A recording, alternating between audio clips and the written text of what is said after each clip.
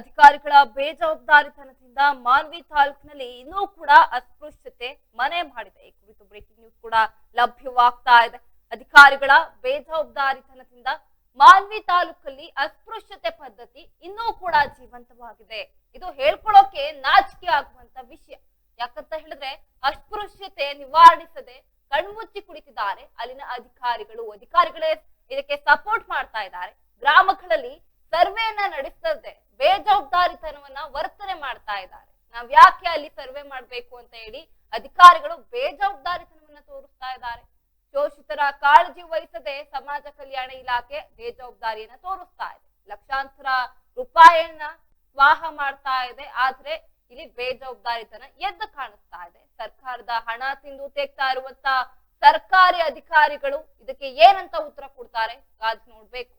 ಇನ್ನು ಅಸ್ಪೃಶ್ಯತೆ ನಿವಾರಣೆ ಕಾರ್ಯಕ್ರಮವನ್ನ ನಡೆಸದೆ ಹಣವನ್ನ ಪೋಲು ಮಾಡ್ತಾ ಇದ್ದಾರೆ. ಹೆಸರಿಗೆ ಮಾತ್ರ ನಾವು ಕಾರ್ಯಕ್ರಮ ನಡೆಸ್ತೀವಿ ಅಂತ ಹಣವನ್ನ ಗುಳುಂಸ್ವಾಹ ಮಾಡಿದ್ದಾರೆ.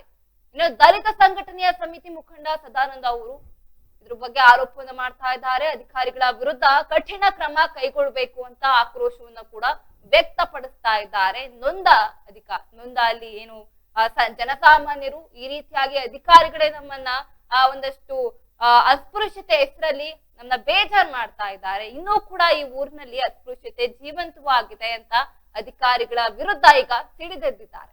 ಗ್ರಾಮಗಳಲ್ಲಿ ಸರ್ವೇನೆ ಮಾಡ್ತಾ ಇಲ್ಲ. ಸರ್ವೆಯನ್ನ ಮಾಡದೆ ಬೇಜವಾಬ್ದಾರಿತನವನ್ನ ತೋರಿಸ್ತಾ ಇರುವಂತದ್ದು ಅಧಿಕಾರಿಗಳು. ಶೋಷಿತರ ಕಾಳಜಿಯನ್ನು ಕೂಡ ವಹಿಸ್ತಾ ಇಲ್ಲ. ಸಮಾಜ ಕಲ್ಯಾಣ ಇಲಾಖೆ ಏನ್ ಮಾಡ್ತಾ ಇದೆ? ಹಾಗಾದ್ರೆ ಸಮಾಜ ಕಲ್ಯಾಣ ಇಲಾಖೆ ಅಂತ ಯಾಕೆ ಹೆಸರಿಟ್ಕೊಂಡಿದ್ದೀರಿ ನೀವು? ಅಸ್ಪೃಶ್ಯತಾ ನಿವಾರಣಾ ಹೆಸರಿನಲ್ಲಿ ಲಕ್ಷಾಂತರ ಹಣವನ್ನ ಗುಳುಂಸ್ವಾಹ ಮಾಡ್ತಾ ಇದ್ದೀರಿ. ಅವಾಗ ಮಾತ್ರ ನಿಮ್ ಕಣ್ಣಿಗೆ ಅಸ್ಪೃಶ್ಯತೆ ಕಾಣಿಸ್ತಾ ಇರೋದು. ಅಲ್ಲಿ ಸರ್ವೆ ಮಾಡ್ಬೇಕಾದ್ರೆ ಹೆಂಗ್ ಕಾಣಿಸ್ತಾ ಇದೆ? ಇಲ್ಲಿ ಸರ್ಕಾರದ ಹಣವನ್ನ ಲಕ್ಷಾಂತರ ಹಣವನ್ನ ನೀವು ಪೋಲ್ ಮಾಡ್ತಾ ಇದ್ದೀರಿ. ದಲಿತ ಸಂಘಟನೆಯ ಸಮಿತಿ ಮುಖಂಡ ಸದಾನಂದ ಪನ್ನೂರ್ ಅವರು ಈಗ ಇದರ ಬಗ್ಗೆ ಗಂಭೀರ ಆರೋಪವನ್ನ ಮಾಡ್ತಾ ಇದ್ದಾರೆ. ಅಧಿಕಾರಿಗಳ ವಿರುದ್ಧ ಕಠಿಣ ಕ್ರಮ ಕೈಗೊಳ್ಳಲೇಬೇಕು ನೀವು. ಯಾಕಂತ ಹೇಳಿದ್ರೆ ಇದು ಸಣ್ಣ ವಿಚಾರ ಅಲ್ಲ. ಅಸ್ಪೃಶ್ಯತೆ ಪದ್ಧತಿ ಇನ್ನೂ ಕೂಡ ಜೀವಂತವಾಗಿದೆ ಅಂತ ಹೇಳಿದ್ರೆ ನಾಚಿಕೆ ಆಗ್ಬೇಕು. ಅಲ್ಲಿನ ಅಧಿಕಾರಿ ಯಾರು ಈ ಒಂದು ಆಚರಣೆಯನ್ನ ಮಾಡ್ತಾ ಇದ್ದಾರೆ ಅವರಿಗೆ ಏನ್ ಅನ್ಕೊಂಡ್ ಬಿಟ್ಟಿದ್ದೀರಾ ನೀವು? ಈ ಅಸ್ಪೃಶ್ಯತೆ ಪದ್ಧತಿಯನ್ನ ಭಾರತದಲ್ಲಿ ಆಗ್ಲೇ ಬ್ಯಾನ್ ಮಾಡಿ ಎಷ್ಟು ವರ್ಷಗಳೇ ಆಯ್ತು. ಇದು ನಿಮಗೆ ಗಮನಕ್ಕೆ ಬರ್ತಾ ಇಲ್ವಾ? ಹಣ ಇಸ್ಕೊಳ್ಬೇಕಾದ್ರೆ ನೀವು ಏನು ಓಡೋಗ್ತೀರಾ. ಆದ್ರೆ ಆ ಒಂದು ಬೇಜವಾಬ್ದಾರಿತನವನ್ನ ಇಲ್ಲಿ ಎದ್ದು ತೋರಿಸ್ತಾ ಇದ್ದೀರಿ. ಅಸ್ಪೃಶ್ಯತಾ ಪದ್ಧತಿಯನ್ನ ನೀವು ನಿವಾರಣೆ ಮಾಡಬೇಕು ಅಂತ ಹೇಳಿದ್ರೆ ಹಲವು ಕಾರ್ಯಕ್ರಮಗಳನ್ನ ಕೂಡ ನೀವು ಸರ್ಕಾರ ಇದಕ್ಕೆ ರೂಪಿಸಿದೆ. ಆದ್ರೆ ಯಾವುದೇ ರೀತಿಯಾದಂತಹ ಕಾರ್ಯಕ್ರಮಗಳನ್ನ ನೀವು ಅಲ್ಲಿ ಸರಿಯಾಗಿ ನಡೆಸ್ತಾ ಇಲ್ವಂತೆ. ಯಾಕೆ? ಇದು ಆರೋಪ. ಇನ್ನು ಅಸ್ಪೃಶ್ಯತಾ ಪದ್ಧತಿ ಬಗ್ಗೆ ಕೇವಲ ಏನು ಜಾತಿ ಜಾಗೃತಿಗಳಷ್ಟೇ ನಡೀತಾ ಇದೆ. ಆದ್ರೆ ಅಲ್ಲಿ ಯಾವುದೇ ರೀತಿಯಾದಂತ ಒಂದು ಪ್ರಾಕ್ಟಿಕಲ್ ಆಗಿ ಒಂದು ಕೆಲಸಗಳು ಜಾರಿ ಆಗ್ತಾ ಇಲ್ಲ. ಸಮಾಜ ಕಲ್ಯಾಣ ಇಲಾಖೆ ವತಿಯಿಂದ ಸರ್ವೆ ಕಾರ್ಯಗಳು ನಡಿಬೇಕಾಗಿತ್ತು, ಆದ್ರೆ ನಡೀತಾ ಇಲ್ಲ ಅಂತ ದೂರನ್ನು ಕೂಡ ಕೊಡ್ತಾ ಇದ್ದಾರೆ. ಯಾಕೆ ನಡೀತಾ ಇಲ್ಲ? ಹಾಗಾದ್ರೆ ಸರ್ವೆ ಕಾರ್ಯಗಳನ್ನ ಯಾಕೆ ನಿಲ್ಲಿಸಿದ್ದೀರಿ ನೀವು? ಸಮಾಜ ಕಲ್ಯಾಣ ಇಲಾಖೆ ತಾಲೂಕು ಅಧಿಕಾರಿಗಳು ಸರ್ವೇನೇ ಮಾಡ್ತಾ ಇಲ್ಲ. ಸರ್ವೆ ಕಾರ್ಯ ಮಾಡ್ಬೇಕಾಗಿತ್ತು, ಆದ್ರೆ ನೀವು ಕೆಲಸವನ್ನ ನೀವು ಮಾಡ್ತಾ ಇಲ್ಲ. ನಿಮ್ಮ ಕೆಲಸವನ್ನ ಬಿಟ್ಟು ಬೇರೆ ಕೆಲಸಗಳನ್ನೆಲ್ಲ ಕೂಡ ನೀವು ಮಾಡ್ತಾ ಇದ್ದೀರಿ. ಹಣವನ್ನ ಮಾತ್ರ ಇಸ್ಕೊಳ್ಳೋದಕ್ಕೆ ಕೈ ಚಾಚುವ ನಿಮ್ಮ ಕೈ ಈ ಒಂದು ಕಾರ್ಯವನ್ನ ಮಾಡ್ಬೇಕಾದ್ರೆ ಯಾಕೆ ಹಿಂದೇಟ್ ಹಾಕ್ತಾ ಇದೆ? ಯಾವ ಕಾರ್ಯಗಳನ್ನು ನೀವು ಯಾಕೆ ಸ್ವಾಮಿ ಮಾಡ್ತಾ ಇಲ್ಲ? ಇದು ಆಕ್ರೋಶವನ್ನು ವ್ಯಕ್ತಪಡಿಸ್ತಾ ಇರುವಂತ ಪ್ರತಿಯೊಬ್ಬ ಯಾರು ಅಸ್ಪೃಶ್ಯತೆಗೆ ಒಳಗಾಗ್ತಾ ಇರುವಂತ ಜನಸಾಮಾನ್ಯರು ಈಗ ಧ್ವನಿ ಎತ್ತುತ್ತಾ ಇದ್ದಾರೆ. ಏನು ಮಾನ್ವಿ ಚಿದಾನಂದ ಉಪನಿರ್ದೇಶಕರು ಇವರೆಲ್ಲರ ಬಗ್ಗೆ ಒಂದಷ್ಟು ಪ್ರಶ್ನೆಗಳನ್ನು ಕೂಡ ಕೇಳ್ತಾ ಇದ್ದಾರೆ. ಯಾಕೆ ನೀವು ಇಂದು ಮುಂದೆ ನೋಡ್ತಾ ಇದ್ದೀರಾ? ಅಸ್ಪೃಶ್ಯತೆಯನ್ನ ನೀವು ಯಾಕೆ ಇನ್ನು ಆಚರಣೆ ಮಾಡ್ತಾ ಇದ್ದೀರಿ? ನೀವು ಸರ್ಕಾರಿಗಳ ಅಧಿಕಾರಿಗಳಲ್ವಾ? ನಿಮ್ಗೆ ಇದ್ರ ಬಗ್ಗೆ ಪಾಠ ಮಾಡಿಲ್ವಾ? ನೀವು ಏನು ಡೈರೆಕ್ಟ್ ಆಗಿ ಬಂದ್ಬಿಟ್ರ ಸರ್ಕಾರಿ ಕೆಲಸಕ್ಕೆ? ಇದ್ರ ಬಗ್ಗೆ ನಾವ್ ಯಾವ ಕೆಲಸವನ್ನ ಮಾಡ್ಬೇಕು, ನಾವು ನಿಮ್ಮ ಕೆಲಸದ ಬಗ್ಗೆ ನಿಮ್ಗೆ ಒಂದಷ್ಟು ಅರಿವು ಇದೆಯಾ? ನಿಮ್ಮ ಕೆಲಸ ನಾವೇನ್ ಮಾಡ್ತಾ ಇದ್ದೀವಿ ಸಮಾಜ ಕಲ್ಯಾಣ ಇಲಾಖೆಯಲ್ಲಿ, ನಾನ್ ಏನ್ ಕೆಲಸ ಮಾಡ್ಬೇಕು, ಯಾವ ರೀತಿಯಾಗಿ ಜನಸಾಮಾನ್ಯರಿಗೆ ನಾವು ನ್ಯಾಯವನ್ನ ಒದಗಿಸ್ಕೊಡ್ಬೇಕು ಅನ್ನೋದು ನಿಮ್ಮ ಒಂದು ತಲೆಯಲ್ಲಿ ಏನಾದ್ರು ಇದೆಯಾ ಇನ್ನು ಜೀವಂತವಾಗಿ, ಅಥವಾ ಸತ್ತೋಗಿದ್ಯಾ ಅನ್ನೋದು ಪ್ರಶ್ನೆ ಆಗ್ತಾ ಇದೆ. ಇದ್ರ ಬಗ್ಗೆ ದಲಿತ ಸಂಘಟನೆಯ ಸಮಿತಿ ಮುಖಂಡ ಸದಾನಂದ ಪನ್ನೂರ್ ಅವರು ಆರೋಪವನ್ನ ಮಾಡ್ತಾ ಇದ್ದಾರೆ. ಇನ್ನು ಕೂಡ ಅಸ್ಪೃಶ್ಯತಾ ಪದ್ಧತಿ ನಿವಾರಣೆಗಾಗಿ ಹಲವು ಕಾರ್ಯಕ್ರಮಗಳನ್ನ ಸರ್ಕಾರ ರೂಪ ಮಾಡಿದೆ. ಆದ್ರೆ ಯಾವುದೇ ರೀತಿಯಾದಂತ ಕಾರ್ಯಕ್ರಮಗಳು ಕೂಡ ಮಾನ್ವಿ ತಾಲೂಕಲ್ಲಿ ನಡೀತಾ ಇಲ್ಲ. ಇದಕ್ಕೂ ಮುಂಚೆ ನಾನು ಒಂದು ನ್ಯೂಸ್ ಓದಿದೆ. ಅಲ್ಲೂ ಕೂಡ ಮಾನ್ವಿ ತಾಲೂಕಿನ ಅಧಿಕಾರಿಯದ್ದೇ ಒಂದು ಕಂಪ್ಲೇಂಟ್. ಅವರು ಏನು ಒಂದಷ್ಟು ಅವ್ರ ಕೆಲಸವನ್ನ ಮಾಡ್ತಾ ಇಲ್ಲ, ಕಳಪೆ ಮಟ್ಟದ ಆಹಾರವನ್ನ ಕೊಡ್ತಾ ಇದ್ದಾರೆ ಅಂತ.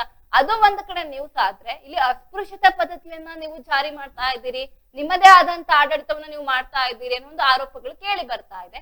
ಮಾನ್ವಿ ತಾಲೂಕಿನಲ್ಲಿ, ರಾಯಚೂರು ಜಿಲ್ಲೆಯ ಮಾನ್ವಿ ತಾಲೂಕಿನಲ್ಲಿ ಪದೇ ಪದೇ ಈ ರೀತಿಯಾದಂತ ಆರೋಪಗಳು ಕೇಳಿ ಬರ್ತಾ ಇದೆ ಅಂದ್ರೆ ಅಧಿಕಾರಿಗಳು ನೀವು ಏನ್ ಮಾಡ್ತಾ ಇದ್ದೀರಿ? ಎಲ್ಲ ಅಧಿಕಾರಿಗಳೇನಾದ್ರು ಮಾತಾಡ್ಕೊಂಡ್ ಬಿಟ್ಟಿದ್ದೀರಾ ನಿಮ್ಗಿಷ್ಟು ನಮ್ಗಿಷ್ಟು ಅಂತ ಹೇಳಿ? ಒಬ್ಬೊಬ್ರದಾದ್ರೆ ಒಬ್ಬೊಬ್ರದ್ದು ಇಲ್ಲಿ ಕಂಪ್ಲೇಂಟ್ ಬರ್ತಾ ಇದೆ ಅಂತ ಹೇಳಿದ್ರೆ ಯಾವಾಗ ನಿಮ್ಮ ಜಿಲ್ಲೆನ ನೀವು ಡೆವಲಪ್ಡ್ ಜಿಲ್ಲೆಯಾಗಿ ಯಾವಾಗ ಮಾಡ್ಕೊಳ್ತೀರಾ? ಇಷ್ಟೆಲ್ಲ ಆರೋಪಗಳು ಕೇಳಿ ಬರ್ತಾ ಇದೆ, ನಿಮ್ಗೆ ಏನು ಅನ್ನಿಸ್ತಾ ಇಲ್ವಾ? ನಮ್ಮ ಜಿಲ್ಲೆಯಲ್ಲಿ ಈ ರೀತಿಯಾದಂತ ಆರೋಪಗಳು ಬರ್ತಾ ಇದೆ, ನಾವ್ ಇದನ್ನೆಲ್ಲ ಮಟ್ಟ ಹಾಕ್ಬೇಕು, ಒಂದು ಒಳ್ಳೆ ಜಿಲ್ಲೆ ಅಂತ ಅನ್ಸ್ಕೊಳ್ಬೇಕು, ನಮ್ಮ ಜನಸಾಮಾನ್ಯರಿಗೆ ನಾವು ಒಂದಷ್ಟು ನಮ್ ಕೈಲಿ ಆದಷ್ಟು ಸಹಾಯವನ್ನ ಮಾಡ್ಬೇಕು ಅಂತ ನಿಮಗ್ ಅನ್ನಿಸ್ತಾ ಇಲ್ವಾ? ಗೊತ್ತಾಗ್ತಾ ಇಲ್ಲ ಅಲ್ಲ, ನಿಮ್ ಕೈಯಿಂದ ನೀವೇನು ಮಾಡ್ತಾ ಇಲ್ಲ ಸ್ವಾಮಿ. ಸರ್ಕಾರದಿಂದ ಬರುವಂತ ಹಣವನ್ನ ನೀವ್ ಯಾಕೆ ಕಿತ್ಕೊಳ್ತಾ ಇದ್ದೀರಿ ಅನ್ನೋದು ಇಷ್ಟು ಆರೋಪವನ್ನ ಮಾಡ್ತಾ ಇದ್ದಾರೆ.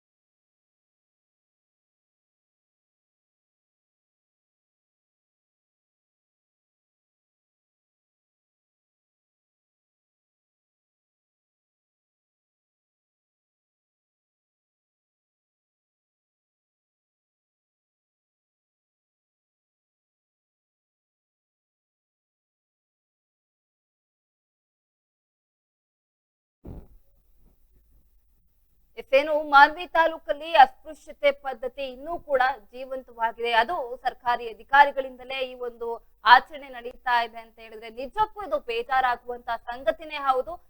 ಅಸ್ಪೃಶ್ಯತೆ ನಿವಾರಿಸದೆ ಅಧಿಕಾರಿಗಳು ಕಣ್ಮುಚ್ಚಿ ಕೂತ್ಕೊಂಡಿದ್ದಾರೆ. ಅದೊಂದು ಗ್ರಾಮಕ್ಕೆ ಹೋಗಿ ಅವರು ಸರ್ವೇನೆ ಮಾಡಿಲ್ಲ ಅಂತ ಹೇಳಿದ್ರೆ ಆ ಒಂದು ಜನರಿಗೆ ಎಷ್ಟು ಬೇಜಾರಾಗಿರ್ಬೇಡ. ಇದೆಲ್ಲ ಇವರ ಒಂದು ಗಮನಕ್ಕೆ ಬರ್ತಾ ಇಲ್ವಾ?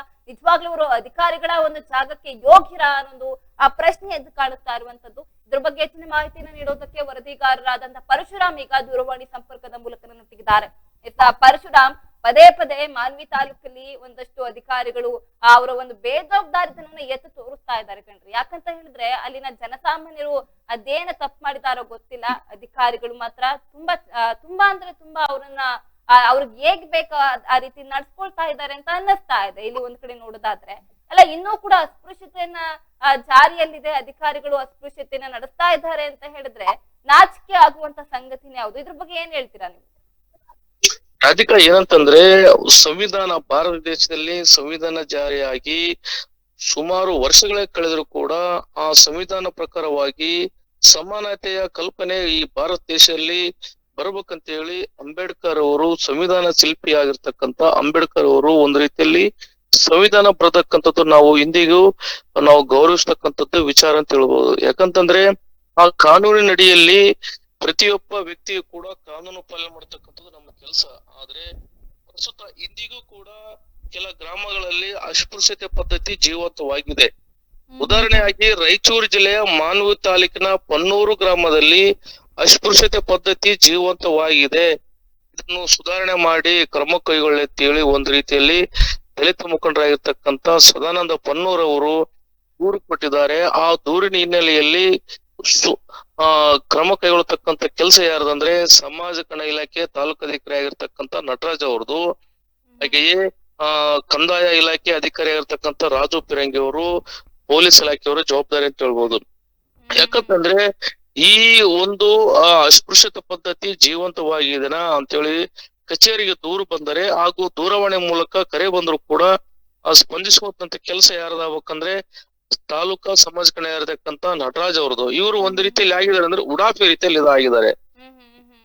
ಒಂದು ರೀತಿಯಲ್ಲಿ ಜನಗಳು ಕಂಪ್ಲೇಂಟ್ ಮಾಡೋದು ಒಂದ್ ಕಡೆ ಆದ್ರೆ ಅಧಿಕಾರಿಗಳೇ ಈ ಅಸ್ಪೃಶ್ಯತೆಯನ್ನ ಅಲ್ಲಿ ಜಾರಿ ಮಾಡ್ತಾ ಇದ್ದಾರಲ್ಲ, ಹಾಗಾದ್ರೆ ಅಲ್ಲಿನ ಜನರು ಯಾರ ಮೊರೆ ಹೋಗ್ಬೇಕಾಗಾದ್ರೆ?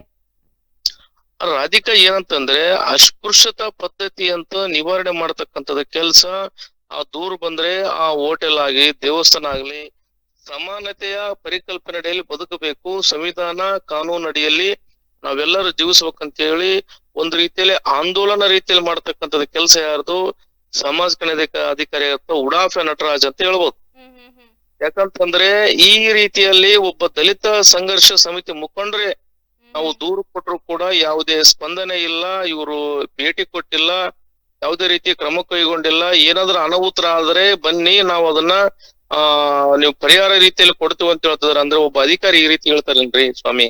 ಅಲ್ಲ ಏನ್ ಕೊಡ್ತಾರೆ ಪರಿಹಾರ? ಅಲ್ಲ ಜನಕ್ಕೆ ಮುಖ್ಯವಾಗಿ ಬೇಕಾಗಿರೋದು ಸಮಾನತೆ. ಆ ಸಮಾನತೆ ಅಂದ್ರೆ ಇವ್ರು ಯಾವ ರೀತಿ ಅಂದ್ರೆ ಉಡಾಫೆ ಅಂದ್ರೆ ದೂರು ಕೊಟ್ರೆ ಅಲ್ಲಿ ಹೋಗಿ ಒಂದು ರೀತಿಯಲ್ಲಿ ಕ್ರಾಂತಿ ಆಂದೋಲನ ರೀತಿಯಲ್ಲಿ ಮಾಡ್ತಕ್ಕಂಥದ್ದು ಕೆಲಸ ನಟರಾಜ್ ಅವ್ರದ್ದು. ಆದ್ರೆ ನಿಮಗೇನಾಗಿಲ್ಲ, ಯಾಕೆ ನಿಮ್ಗೆ ಏನಾದ್ರು ತೊಂದರೆ ಆದ್ರೆ ನಮಗೆ ಮಾಡ್ರಿ, ಗಲಾಟೆ ಆಗಿದಾನ, ಗಲಾಟೆ ಆದ್ರೆ ನಮಗೆ ಇದು ಮಾಡ್ರಿ ಅಂತ ಈ ರೀತಿಯ ಒಬ್ಬ ದಲಿತ ಸಂಘರ್ಷ ಮುಖಂಡರಾಗಿರ್ತಕ್ಕಂಥ ಸದಾನಂದ ಪನ್ನೂರವರು ಹೇಳ್ತಾರ ಅಂದ್ಮೇಲೆ ಇದು ಎಲ್ಲಿಗೆ ಬಂದು ನಿಂತಿದ್ದಾರೆ? ಇದು ಅಲ್ಲ ಅಧಿಕಾರಿಯಾಗಿ ಗಲಾಟೆ ಮಾಡಿ ಅಂತ ಹೇಳ್ತಾ ಇದ್ದಾರಲ್ಲ, ನಿಜವಾಗ್ಲೂ ಇವ್ರ ಅಧಿಕಾರಿನ ಯೋಗ್ಯತೆ ಇದೆಯಾ ಹಾಗಾದ್ರೆ ಇವ್ರಿಗೆ? ಇವ್ರಿಗೆ ಯೋಗ್ಯತೆನೇ ಇಲ್ಲ, ಒಬ್ಬ ಉಡಾಫೆ ನಟರಾಜ್ ಅಂತ ಹೇಳ್ಬೋದು. ಯಾಕಂತಂದ್ರೆ ಆ ದೂರು ಬಂದ ಹಿನ್ನೆಲೆಯಲ್ಲಿ ಆ ದೂರಿಗೆ ಆ ಕಡತಕ್ಕ ವಿಲೇವಾರಿ ಮಾಡಿ ಆ ನ್ಯಾಯ ಕೊಡಿಸುವಂತ ಕೆಲಸ ಮಾಡಬೇಕು ಯಾರ್ದು? ನಟರಾಜ್ ಅವ್ರದ್ದು. ಆ ದಲಿತ ಸಂಘರ್ಷ ಸಮಿತಿ ಮುಖಂಡರೇ ಒಂದು ರೀತಿಯಲ್ಲಿ ಆರೋಪಿಸ್ತಾರ ಅಂದ್ಮೇಲೆ ಏನ್ರಿ ಇದು ಕತೆ? ಯಾರೋ ಒಂದು ರೀತಿಯಲ್ಲಿ ಅವತ್ತು ಊರಿನ ಗ್ರಾಮಸ್ಥರು ದೂರು ಕೊಟ್ಟವ್ರೆ ಒಂದು ರೀತಿಯಲ್ಲಿ ಈ ರೀತಿಯಲ್ಲಿ ಆಕ್ರೋಶ ವ್ಯಕ್ತಪಡಿಸಿದರೆ, ನೀವು ಈ ಕುರ್ಚಿ ಮೇಲೆ ನೀವು ಇರಿ ಅಥವಾ ಇಲ್ಲದೆ ನಿಮಗೆ ಕೆಲಸ ಬೇಡ ಅಂದ್ರೆ ರಾಜೀನಾಮೆ ಕೊಟ್ಟು ಕೊಡ ಅಂತ ಹೇಳ್ತಿದಾರೆ ಅಂದ್ಮೇಲೆ ಏನ್ರಿ ವ್ಯವಸ್ಥೆ?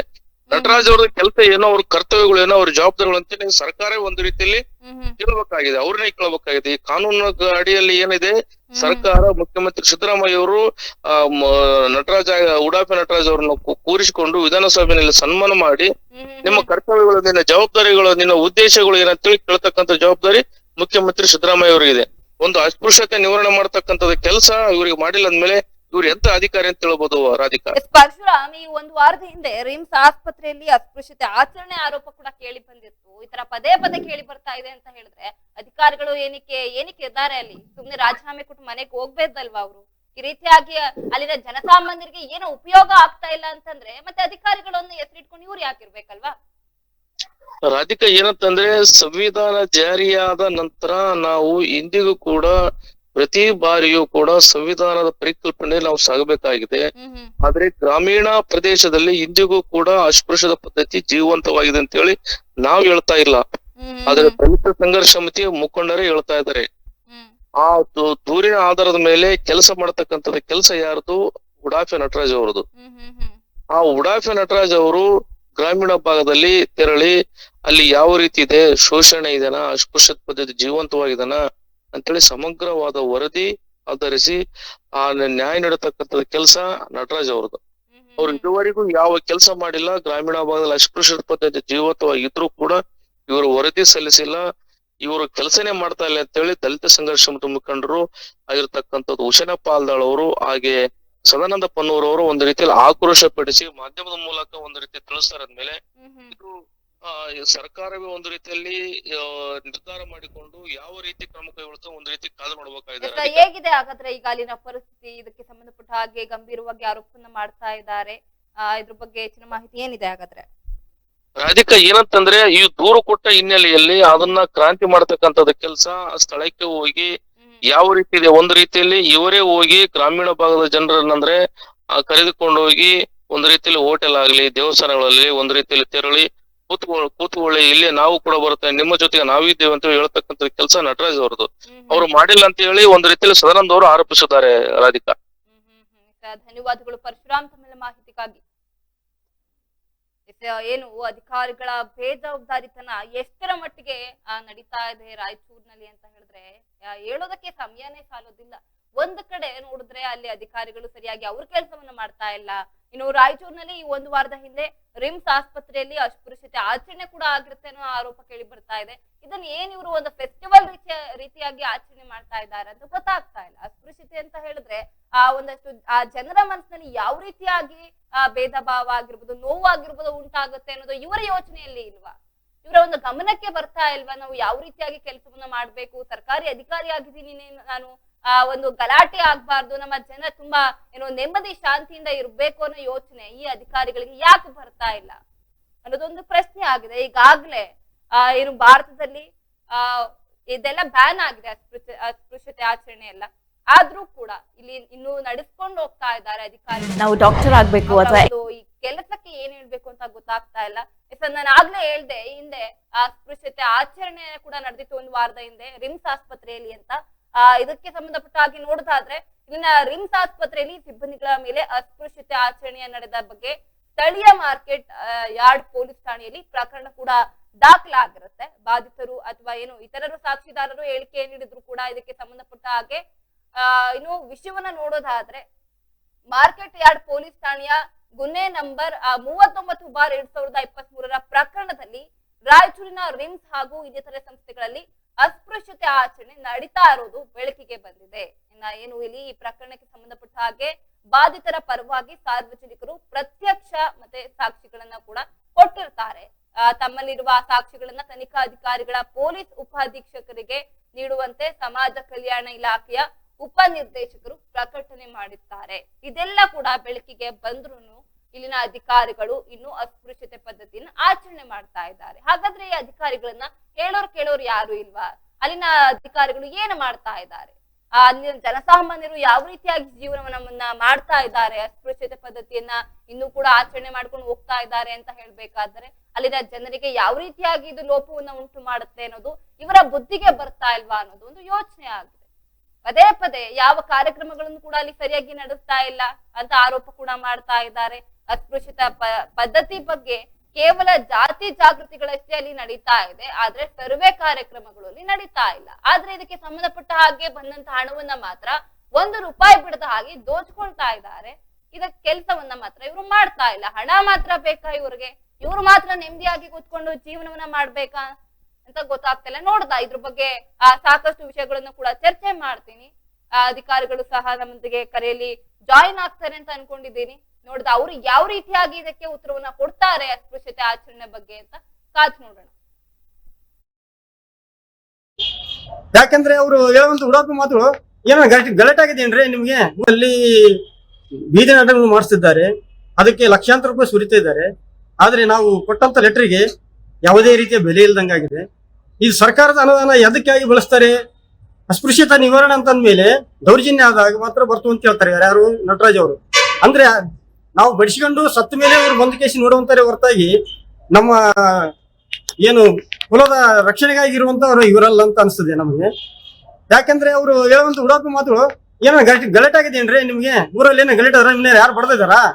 ಹಾಗಾದ್ರೆ ಬಂದು ಕೊಡ್ರಿ, ಅವಾಗ ನಾವು ಇದು FIR ಮಾಡ್ತೀವಿ, ನಿಮ್ಗೇನು ಪರಿಹಾರ ಕೊಡ್ತೀವಿ ಅನ್ನೋಂತ ಉಡಾಪಿ ಉತ್ತರಗಳನ್ನು ಕೊಡ್ತಾ ಇದಾರೆ ಹೊರತಾಗಿ ಯಾವುದೇ ರೀತಿಯ ಒಂದು ಸ್ಪಂದನೆ ಮಾಡ್ತಿಲ್ಲ. ಒಂದ್ಸಲ ಊರಿಗೆ ಬರ್ಬೇಕಲ್ಲ. ಅಷ್ಟೆಲ್ಲ ಗಲಾಟೆಯಾಗಿ 6 ದಿನ ನಮ್ಮ ಊರಲ್ಲಿ ಜಾಗಿಪುರ ಗ್ರಾಮದಲ್ಲಿ ಚರ್ಚಿನಲ್ಲಿ ಗಲಾಟೆ ಆದ ಸಮಯ 29ನೇ ತಾರೀಕು ಡಿಸೆಂಬರ್ ಅಲ್ಲಿ ಆ ಟೈಮ್ನಲ್ಲಿ ಗಲಾಟೆ ಆದ ಸಮಯದಾಗ 1 ವಾರದವರೆಗೆ ಒಂದು ರಿಸರ್ವ್ ವ್ಯಾನ್ ನಮ್ಮ ಊರಲ್ಲಿ ಇತ್ತು. ಆದ್ರೂ ಇವರು ಈ ಅಧಿಕಾರಿ ಆದಿರ್ತಂಗ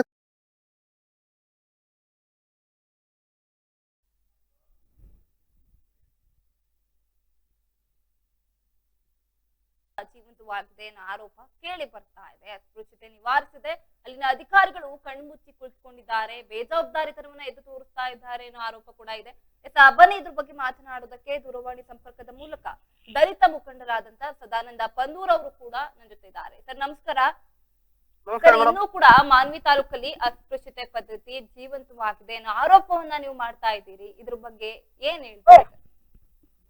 ಮೇಡಮ್ ಅವರೇ, ಮಾನ್ವಿ ತಾಲೂಕಿನಲ್ಲಿ ಪ್ರತಿಯೊಂದು ಗ್ರಾಮದಲ್ಲಿನೂ ಅಸ್ಪೃಶ್ಯತೆ ಆಚರಣೆ ಇದೆ. ದೇವಸ್ಥಾನ ಇರ್ಬೋದು, ಹೋಟೆಲ್ ಇರ್ಬೋದು, ಆಮೇಲೆ ಅವರು ಓಣಿಗೆ ಹೋಗೋದಿರ್ತಲ್ರಿ, ಸ್ಪರ್ಶರ ಓಣಿಗೆ ಹೋಗೋದಿರ್ಬೋದು, ಎಲ್ಲ ಕಡೆನೂ ಇದಾರೆ. ಅದರಲ್ಲೂ ಪ್ರಮುಖವಾಗಿ ಜಾಗೀರ್ಪುರ ಗ್ರಾಮದಲ್ಲಿ ಇದೆ ಅಂತ ಹೇಳಿ ನಾವು ಕೊಟ್ಟಿದೀವಿ ಮೇಡಮ್ ದೂರು. ಸಮಾಜ ಕಲ್ಯಾಣ ಅಧಿಕಾರಿ ಅವ್ರಿಗೆ ಕೊಟ್ಟಿದೀವಿ, ತಾಲೂಕಾ, ಆಮೇಲೆ ಅವ್ರಿಗೆ ಕೊಟ್ಟಿದೀವಿ ಮೇಡಮ್, ಆಮೇಲೆ ಪೊಲೀಸ್ ಸ್ಟೇಷನ್ ಕೊಟ್ಟಿದೀವಿ. ಇದುವರೆಗೆ ಆಯ್ತು ತಹಸೀಲ್ದಾರ್ ಆಗ್ಲಿ ಅಥವಾ ಸಮಾಜ ಕಲ್ಯಾಣ ಅಧಿಕಾರಿಗಳಾಗ್ಲಿ ನಮ್ಮ ಊರಿಗೆ ಒಂದ್ಸರಿನೂ ಭೇಟಿ ಮಾಡಿಲ್ಲ ಮೇಡಮ್. ಅದ್ರ ಬಗ್ಗೆ ಏನು ಮಾಡಿಲ್ಲ. ದೂರು ಕೊಟ್ಟಿದ್ದೀರಿ, ಎಷ್ಟು ವರ್ಷಗಳಿಂದ ಈ ರೀತಿ ನಡೀತಾ ಇದೆ? ಈಗ ನನಗೆ 45 ವರ್ಷ ಮೇಡಮ್. ಈಗ ಅವಾಗಲಿಂದ ಇದೆ ಜೀವಂತವಾಗಿ. 45 ವರ್ಷಗಳಿಂದ ನೀವು ಅಸ್ಪೃಶ್ಯತೆಗೆ ಒಳಗಾಗ್ತಿದ್ದೀರಿ? ಈಗಲೂ ಇದೆ ಮೇಡಮ್. ಈಗ ಮೊನ್ನೆ ಏನ್ ಮಾಡಿದಾರೆ ಮೇಡಮ್, ಪೊಲೀಸರು ಬಂದು ಇದೇನೋ ವಾರ್ನಿಂಗ್ ಮಾಡಿದ್ರಂತ ಅವ್ರಿಗೆ. ಮಾಡಿದಾಗ ಈಗ ಏನ್ ಮಾಡಿದಾರೆ, ಅವ್ರು 1 ವಾರ 15 ದಿನ ಮತ್ತೆ ಹೋಟೆಲ್ಗಳು ಮುಚ್ಚಿದ್ರೆ, ಹೋಟೆಲ್ ಮುಚ್ಚಿದ ಮೇಲೆ ಮತ್ತೆ ಈಗ ಸ್ಟಾರ್ಟ್ ಮಾಡಿದ್ದಾರೆ. ಒಂದೇ ಕಡೆ ಇದಿಟ್ಟಿದ್ದಾರೆ ನೀರಿನ ಕುಡಿಯೋ ನೀರಿನ ಟ್ಯಾಂಕ್. ಈಗ ಸ್ಪೃಶ್ಯರಿಗೆ ವಾಟರ್ ಪ್ಯಾಕೆಟ್ ತಗೊಂಡು ಕುಡಿತಾರೆ, ಅವರು ದುಡ್ಡು ಇರುತ್ತಲ್ಲ ಅವ್ರ ಹತ್ರ. ನಮ್ಮಂತರಿಗೆ ಮಾತ್ರ ಇವು, ಯಾಕಂದ್ರೆ ಅಸ್ಪೃಶ್ಯ ತಿನ್ನೋ ಜೀವಂತವಾಗಿ ಎದ್ದು ಕಾಣ್ಲ ಅಂತೇಳಿ ಅವರಿಗೆ ವಾಟರ್ ಪ್ಯಾಕೆಟ್ ಕೊಡ್ತಾ ಇದಾರೆ. ಈಗ ನಮಗೆ ಮಾತ್ರ ಇಲ್ಲಿ ಕೊಡ್ತಾರೆ. ನಾವು ಕುಡಿಯೋ ನೀರನ್ನ ಅವ್ರು ಯಾರು ಕುಡಿಯೋದಿಲ್ರಿ ಸ್ಪೃಶ್ಯರು, ನಾವೇ ಅಸ್ಪೃಶ್ಯರಿಗೆ ಕುಡಿಬೇಕು. ಆ ರೀತಿಯ ನೀವು ಕುಡಿಯೋ ನೀರನ್ನ ಅವ್ರು ಕುಡಿದ್ರೆ ಏನಾದ್ರು ಸತ್ತೋಗ್ತಾರ, ಏನ್ ಕತೆ? ಅಧಿಕಾರಿಗಳು ಏನ್ ಮಾಡ್ತಾ ಇದಾರೆ ಹಾಗಾದ್ರೆ? ಕೊಟ್ಟಿದ್ವಲ್ಲ ಮೇಡಮ್, ರೈಟಿಂಗ್ ಕೊಟ್ಟಿದ್ರು ಸಾರ್ವಜನಿಕರು ಎಲ್ಲರೂ ಒಂದು 15-20 ಜನ ಸಿಗ್ನೇಚರ್ ಮಾಡಿ ಕೊಟ್ರು.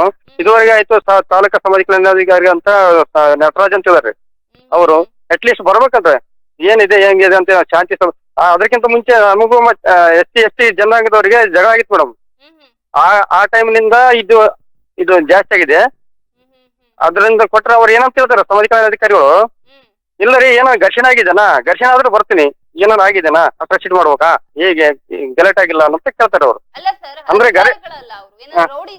ಘರ್ಷಣೆ ಆದ್ರೆ ಬರ್ತೀನಿ ಅಂತ ಅಂದ್ರೆ ಇಲ್ಲಿ ಏನ್ ಅನ್ಕೊಂಡಿದ್ದಾರೆ? ಅವ್ರಿಗೆ ಅಷ್ಟ ನಿರ್ಲಕ್ಷ್ಯತನ್ರಿ, ಅವ್ರು ಬೇಜಾರ್ತನ.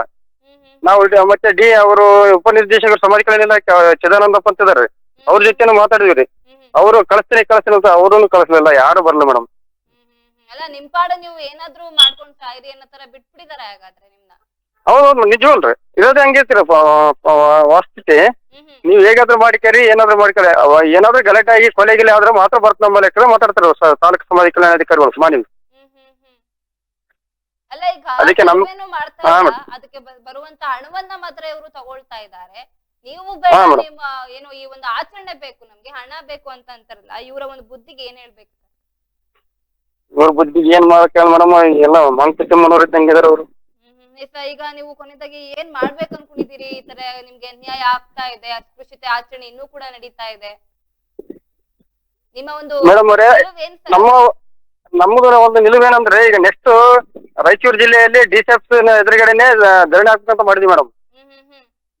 ಜಿಲ್ಲಾಧಿಕಾರಿಗಳ ಇದು ಮುಂದೆನೆ ಧರಣಿ ಹಾಕಿ, ನಮ್ಮೂರಲ್ಲಿ ಇದೆಲ್ಲ ಅಸ್ಪೃಶ್ಯತೆ ನಿವಾರಣೆ, ದೇವಸ್ಥಾನಕ್ಕಂತೂ ಹೋಗೋದಿಲ್ರಿ ನಾವು. ದೇವಸ್ಥಾನಗಳಿಗೆ ಕಾಯಿ ಹೊಡೆಯಂಗಿಲ್ಲ, ಎಲ್ಲಿ ಹೋಗಂಗಿಲ್ಲ, ಅಲ್ಲಿ ಹೊರಗಡೆ ಇಟ್ಟಿರ್ತಾರೆ, ಅಲ್ಲಿ ಹೊಡ್ಕೊಂಡ್ ಬರ್ಬೇಕು. ಹೋದ್ರೆ ದೇವಸ್ಥಾನ ಪ್ರವೇಶನ ಇಲ್ಲ, ಹೋಟೆಲ್ಗಳಲ್ಲಿ ಈ ರೀತಿ ಮಾಡ್ತಾರೆ. ಅದಾದ ನಂತರ ಮತ್ತೆ ಇಲ್ಲ ಏನಾದ್ರು ಸ್ವಲ್ಪ ನಾವು ಇದು ಯಾರಾದ್ರೂ ಸ್ಪೃಶ್ಯರು ಇರ್ತಲ್ರಿ, ಅವ್ರು ಯಾರಾದ್ರೂ ಸತ್ರೆ ನಾವು ಹೋಗ್ಬೇಕ್ರಿ ಕುಣಿತೋಡಕ್ಕೆ. ಇಲ್ಲಂದಪ್ಪ ಅಂದ್ರೆ ಕುಡಿದು ಬಂದ ಕೇಸಿ ನಮ್ಮ ಮನೆ ಹತ್ರ ಒದರ್ತಾರೆ.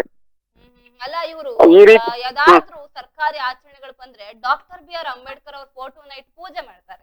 ನಾಚಿಕೆ ಆಗಲ್ಲ ಕೆಲಸಗಳನ್ನ ಮಾಡಕ್ಕೆ ಇವ್ರಿಗೆ? ನಾಚಿಕೆ ಆಗಲ್ಲ ಮೇಡಮ್, ಅದೆಲ್ಲ ಆಗಿದ್ರೆ ಮತ್ತೆ ನಮ್ಮದು ಬಾಬಾ ಸಾಹೇಬ್ರದ್ದು ಒಂದು ಮೂರ್ತಿ ಸ್ಟ್ಯಾಚ್ಯೂ ಮಾಡಿದ್ವಿ, ಯಾವ್ದು ಬೋರ್ಡ್ ಹಾಕಿದ್ವಿ ಊರಲ್ಲಿ. ಅದ್ರ ಮುಂದೆ ಮತ್ತೆ ವಾಲ್ಮೀಕಿದು ಬೋರ್ಡ್ ಹಾಕಿ ಅವನ್ನ ಎರಡನ್ನೂ ಇದು ಮಾಡಿಬಿಟ್ರು ಮೇಡಮ್, ಎರಡನ್ನೂ ತೆಗಿಸಿ ಹಾಕ್ಬಿಟ್ರು ಪೊಲೀಸರೇ ನಿಂತ್ಕೊಂಡು. ಮುಂಚೆ ಬೋರ್ಡ್ ಹಾಕ್ತಾರೆ ನಾವು ಬಾಬಾ ಸಾಹೇಬ್ರದ್ದು, ಆಮೇಲೆ ಅವ್ರು ಏನ್ ಮಾಡ್ಬಿಟ್ರು ಅದ್ರ ಮುಂದೆನೆ ಅಪೋಸಿಟ್ ಹಾಕ್ಸ್ಬಿಟ್ರು, ಅಲ್ಲಿ ಸ್ಪೃಶ್ಯರೆಲ್ಲ ಸೇರಿ ಎಷ್ಟು ಜನಾಂಗಕ್ಕೆ ಹಚ್ಚಿ ವಾಲ್ಮೀಕಿದ್ ಹಾಕ್ಬಿಟ್ರಿ. ಅದೆಲ್ಲ ಸ್ವಲ್ಪ ಘರ್ಷಣೆ ಆಗ್ಬಿಡ್ತೀರಿ. ಘರ್ಷಣೆ ಆದಾಗ ಜಗಳ ಆದಾಗ ಮತ್ತೆ ಸ್ಟೇಷನ್ ವರೆಗೂ ಹೋಗಿ ಮತ್ತೆ ಶಾಂತಿ ಮಾಡಿ ಅವೆರಡನ್ನೂ ಕಿಚ್ಚಿ ಹಾಕ್ಬಿಟ್ರು. ಆ ರೀತಿ ಪರಿಸ್ಥಿತಿ ಮೇಡಮ್. ಯಾಕಂದ್ರೆ ಮೇಡಮ್ ಅದು ಬೂದಿ ಮುಚ್ಚಿಟ್ಟು ಕಂಡಿದ್ದಂಗೆ ಐತಿ ಜಾಗೀರ್ಪುನೂರು ಅನ್ನೋದು. ಈಗ ನಾವು ಹೋದ್ರು ಅದಕ್ಕೆ ಹೋಟ್ಲಿಗೆ ಹೋಗೋದೇ ಬಿಟ್ಬಿಡಿ ಮೇಡಮ್, ಯಾಕಂದ್ರೆ ನಾವು ಮನೇಲೆ ಬೇಕಾದ್ರೆ ಚಹಾ ಮಾಡ್ಕೊಂಡು ಕುಡಿಯೋರು ಆಯ್ತು ಅಂತೇಳಿ ಆ ರೀತಿ ಪರಿಸ್ಥಿತಿ ಆಗ್ಬಿಡೋದು. ಅವರು 45 ವರ್ಷಗಳಿಂದ ಹೀಗೆ ಇದೆ ಅಂತ ಅಲ್ಲಿ ಬೆಳೀತಾ ಇರುವಂತ ಮಕ್ಳ ಮೇಲೆ ಇವೆಲ್ಲ ಪರಿಣಾಮ ಬೀರುತ್ತೆ ಅನ್ನೋ ಒಂದು ಸ್ವಲ್ಪನಾರು ಯೋಚನೆ ಇಲ್ವಾ ಇವ್ರುಗಳಿಗೆ? ಅಲ್ಲ ಇವ್ರು ಏನಂತ ಯೋಚನೆ ಮಾಡ್ತಾ ಇದ್ದಾರೆ? ಈ ಮಕ್ಳಿಗೆ ನಾವ್ ಹೇಗೆ ತಿಳಿಸ್ತೀವಿ ಅದ್ರ ತಕ್ಕ ಹಾಗೆ ನಮ್ಮ ಭಾರತ ಮುಂದಕ್ಕೆ ಡೆವಲಪ್ ಆಗುತ್ತೆ. ಆದ್ರೆ ಇವರು ಮಾಡ್ತಾ ಇರುವಂತ ಕೆಲಸಗಳನ್ನ ನೋಡಿದ್ರೆ ಮಕ್ಳು ಬರೀ ಹಾಗೆ ಬೆಳೀತಾರೆ ಅಂತ ಅನ್ನಿಸ್ತಾ ಇಲ್ವಾ ಇವ್ರಿಗೆ? ನೋಡ್ರಿ ಮೇಡಮ್, ಈಗ ಏನಾಗಿದೆ ಅಂದ್ರೆ ನಮ್ಮೂರಲ್ಲಿ ಒಂದು ಚರ್ಚ್ ಸ್ಕೂಲ್ ಇದೆ ರೀ, ಆ ಶಾಲೆಗೆ ತಮ್ಮ ಮಕ್ಕಳು ಕಳಿಸ್ತಾರೆ ಓದಕ್ಕೆ. ಅದೇ ಹೋಟ್ಲ್ ಮಕ್ಕಳವರೆಲ್ಲ ಓದ್ತಾರೆ ನಮ್ಗೆ ಚರ್ಚಿಗೆ ಸಂಬಂಧಪಟ್ಟಂತ ಶಾಲೆಗೆ. ಆದ್ರೆ ನಾವು ಚರ್ಚಿಗೆ ಶಾಲೆಯಲ್ಲಿ ಓದಕ್ಕೆ ಮಾತ್ರ ಕಳಿಸ್ತಾರೆ, ಅವರು ಹೋಟ್ಲ್ಗಳಿಗೆ ಹೋದ್ನಪ್ಪ ಅಂದ್ರೆ ಅಂಗಡಿಗೆ ಹೋದ್ರೆ ಈ ರೀತಿ ಮಾಡ್ತಾರೆ. ಹೆಂಗ್ರಿ ಮಾಡ್ಬೇಕು ಇದೆಲ್ಲ? ಎಲ್ಲ ಹೋಟ್ಲ್ ಯಾವ ರೀತಿಯಾಗಿ ಆಗುತ್ತೆ ಏನ್ ಮೇಡಮ್? ಅದೇ ಒಂದು ಬೇಕು ಒಂದು ಬೇಡ, ಅವ್ರಿಗೆ ಬೇಕಾಗಿರೋದು ಮಾತ್ರ ಅವ್ರು ಯೂಸ್ ಮಾಡ್ಕೊಳ್ತಾ ಇದ್ದಾರೆ. ನೋಡ್ರಿ ಮೇಡಮ್ ಹೆಂಗಿದೆ ನೋಡ್ರಿ ಮೇಡಮ್, ಎಷ್ಟು ಜಾತಿ ಭೇದ ಏನ್ರಿ ಇದು. ಸ್ವತಂತ್ರ ಬಂದು 78 ವರ್ಷ ಆದ್ರೆ ಈ ರೀತಿ ಇದೆ ಅಂದ್ರೆ ಏನು ಮಾಡ್ಬೇಕು ಮೇಡಮ್?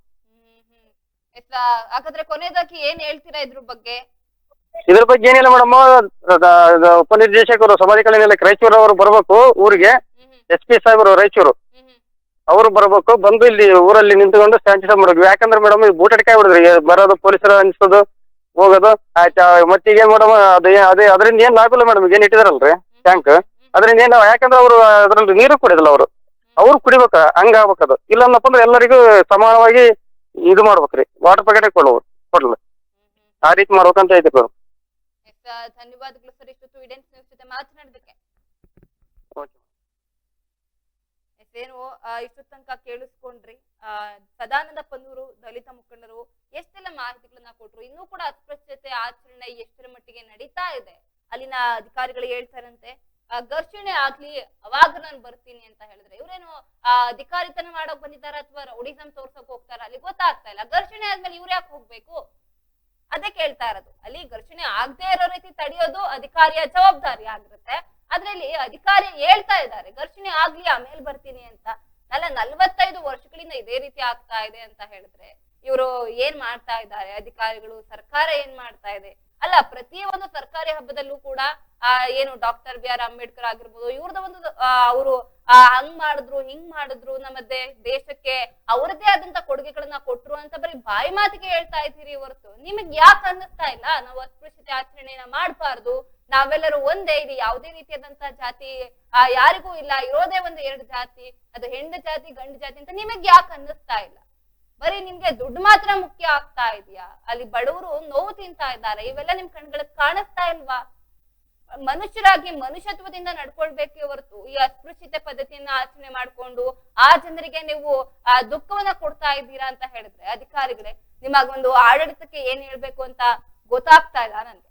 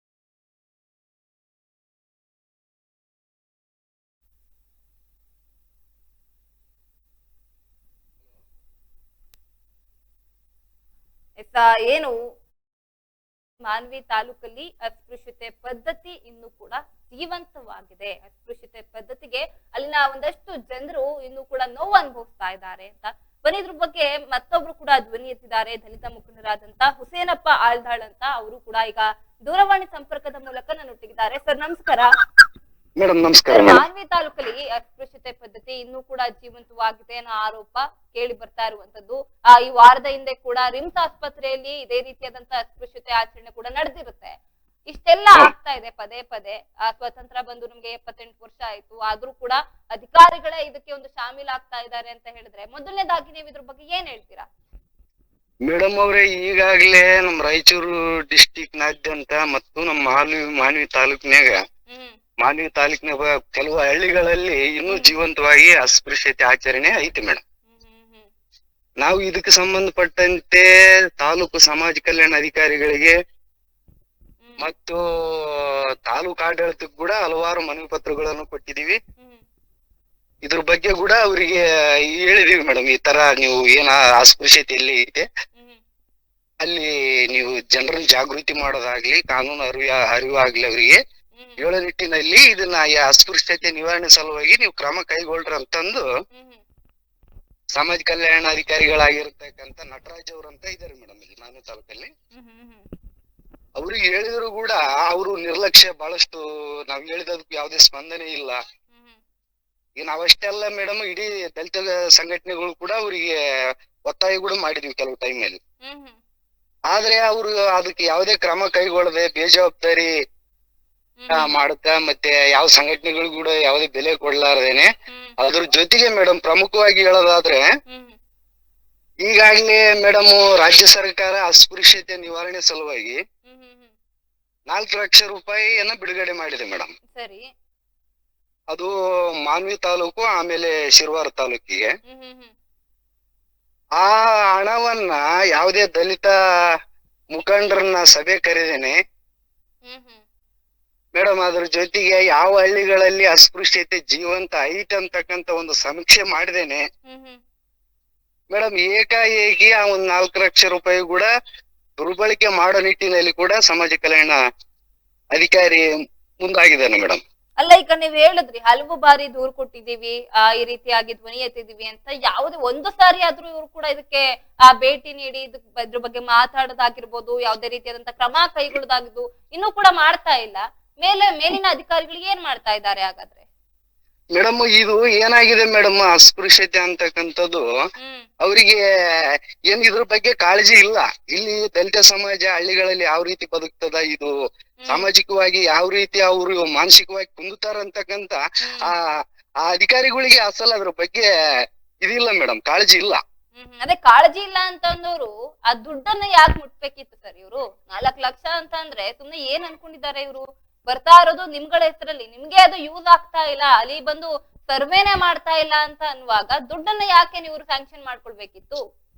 ಮೇಡಮ್ ಅದಕ್ಕೆ ಸಂಬಂಧಪಟ್ಟಂತೆ ನಾವು ಅಧಿಕಾರಿಗಳಿಗೆ ಕೇಳಿದ್ವಿ, ನೀವು ಯಾವ ಹಳ್ಳಿಗಳಲ್ಲಿ ಸಮೀಕ್ಷೆ ಮಾಡಿರಿ, ಏನ್ ಸಮೀಕ್ಷೆ ವರದಿ ನಿಮ್ದು ಅಲ್ಲೇ ಐತಿ, ನಿಮ್ಮ ಹತ್ರ ಐತಿ, ಯಾವ ಆಧಾರದ ಮೇಲೆ ನೀವು ಅಸ್ಪೃಶ್ಯತೆ ನಿವಾರಣೆ ಜಾಗೃತಿ ಕಾರ್ಯಕ್ರಮಗಳನ್ನ ಯಾವ ರೀತಿ ಮಾಡ್ತಾರಂತ ಅದ್ ಕೇಳಿದ್ರೆ ಅವ್ರ ಹತ್ರ ಉತ್ತರನೇ ಇಲ್ಲ.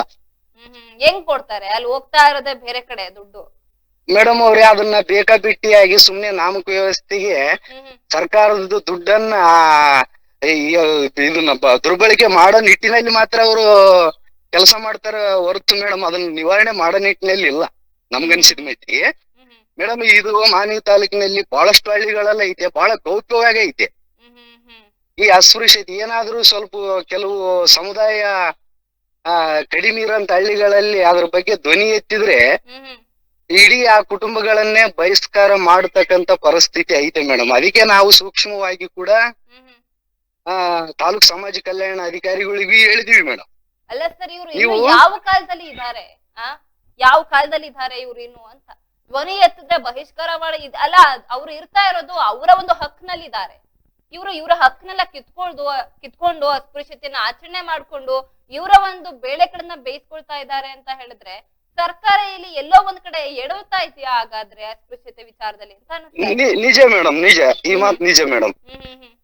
ಸರ್ಕಾರ ಕೂಡ ಏನಂತಂತಂದ್ರೆ ಮೇಡಮ್, ಏನ್ ಇರ್ತಕ್ಕಂತ ಕಾನೂನನ್ನ ಸಮರ್ಪಕವಾಗಿ ಬಳಕೆ ಮಾಡಿದ್ರೆ ಜನರಿಗೆ ಜಾಗೃತಿ ಇದ್ರಲ್ಲಿದ್ದ ಪರಿಹಾರ ಹೊರತು ಯಾವುದೇ ಯಾರ ಮೇಲೆ ಪ್ರಕರಣ ದಾಖಲಿಸಾಗದಾಗ್ಲಿ ಇದಾದ್ರೂ ಕೂಡ ಇದಕ್ ಪರಿಹಾರ ಆಗೋದಿಲ್ರಿ ಮೇಡಮ್. ಇದಕ್ಕ ಏನು ಸರ್ಕಾರದ ಅಧಿಕಾರಿಗಳು ಏನೈತೆ ಮೇಡಮ್, ಸಂಬಂಧಪಟ್ಟ ಇಲಾಖೆಗಳು ಜನರಿಗೆ ಮನದಟ್ಟು ಮಾಡ್ತಕ್ಕಂತ ಕೆಲಸ ಆಗ್ಬೇಕಾಗ್ಯದ ಮೇಡಮ್. ಇವರ ಅಧಿಕಾರಿ ಬಗ್ಗೆ ಒಬ್ರು ಕೂಡ ಒಂದು ಕ್ವಶನ್ ಮಾಡೋದಾಗಿರ್ಲಿ, ಇವ್ರ ಬಗ್ಗೆ ಕ್ರಮ ಕೈಗೊಳ್ಳೋದಾಗಿರ್ಲಿ ಯಾವ್ದು ಕೂಡ ಮಾಡಿಲ್ವಾ ಹಾಗಾದ್ರೆ? ಇದುವರೆಗೆ ನಾವು ಅವ್ರಿಗೆ ಹೇಳಿದ ಯಾವುದೇ ಇದು ಮಾಡಿಲ್ಲ ಮೇಡಮ್. ಸುಮ್ನೆ ನಾಮಕ ವ್ಯವಸ್ಥೆಗೆ ಸುಮ್ನೆ ಹೋಗಿ ಹಳ್ಳಿಗಳಿಗೆ ಭೇಟಿ ಕೊಟ್ಟಿದ್ದು ಬಿಟ್ರೆ ಮೇಡಮ್, ಅದನ್ನ ಬಿಟ್ರೆ ಬೇರೆ ಯಾವುದೇ ಕ್ರಮಗಳು ಆಗಿಲ್ರಿ ಮೇಡಮ್. ಇದನ್ನ ನಿವಾರಣೆ ಮಾಡಂತ ಕ್ರಮ ಅಂತೂ ಇದುವರೆಗೆ ಆಗಿಲ್ಲ ಏನ್ರಿ ಮೇಡಮ್. ಹಂಗಾಗಿ ನಾವು ಜಿಲ್ಲಾ ಮಟ್ಟದ ಅಧಿಕಾರಿಗಳಿಗೆ ಕೂಡ ಒತ್ತಾಯ ಮಾಡ್ತೀವ್ರಿ ಮೇಡಮ್ ಮಾಧ್ಯಮದ ಮುಖಾಂತರ. ನಾವು ಕೂಡ ಸರ್ ಈ ತರ ಅಸ್ಪೃಶ್ಯತೆ ಆಚರಣೆ ಒಳ್ಳೇದಲ್ಲ, ನಮ್ಮ ದೇಶಕ್ಕಾಗಿರ್ಲಿ ಜನರಿಗಾಗಿರ್ಲಿ ಮಾನಸಿಕವಾಗಿ ಕುಗ್ಗಿಸುತ್ತೆ. ಇನ್ನ ಕೊನೆಯದಾಗಿ ಇದ್ರ ಬಗ್ಗೆ ನಿಮ್ಮ ನಡೆ ಏನಾಗಾದ್ರೆ?